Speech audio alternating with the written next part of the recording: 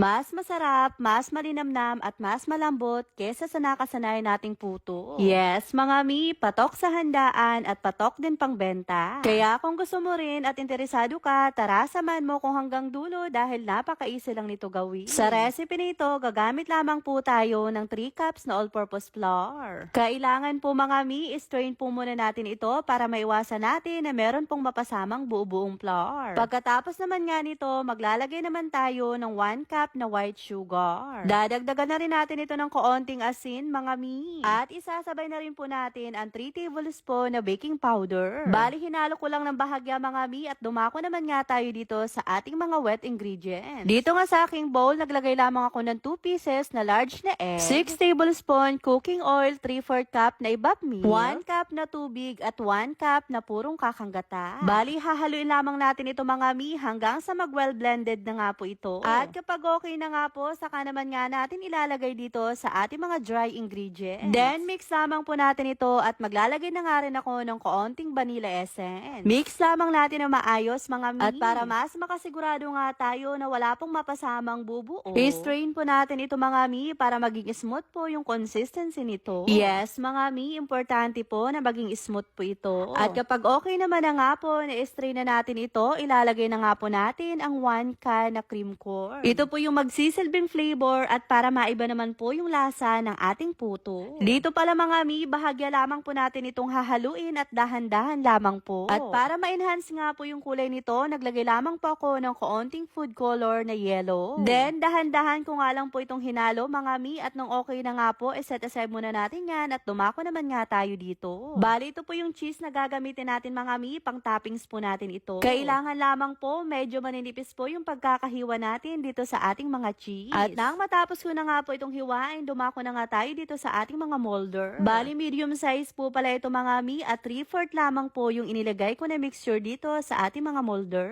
Bali, yung mga cheese po pala, isasabay ko na rin, mga mi, para dire-diretso na po yung pagluto natin dito sa ating mga puto. Bali, gagamit na rin po pala ako dito ng steamer ni Eureka, mga mi. Kung gusto nyo rin bumili nitong steamer na ito, ilalagay ko po yung link sa comment section. Balang ginawa ko nga lang po pala, 15 minutes ko nga po itong in-steam. At yung init po, nasa katamtaman lamang po, mga mi. At makalipas nga lang pong 15 minutes, eto na nga po yung itsura ng ating mga puto. Nang medyo lumamig na nga po ito, mga mi, saka ko naman nga po tinanggal dito sa kanilang mga molder. At tingnan nyo naman nga, mga mi, kung gaano kaganda, kalambot, kabango itong ating mga puto. Kaya naman, ano pang inaantay nyo, subukan nyo na, mga mi. At para maiba naman sa nakasanay nating puto. O siya, mga mi, bago nga matapos ang video na ito, isave nyo na para hindi nyo makalimutan.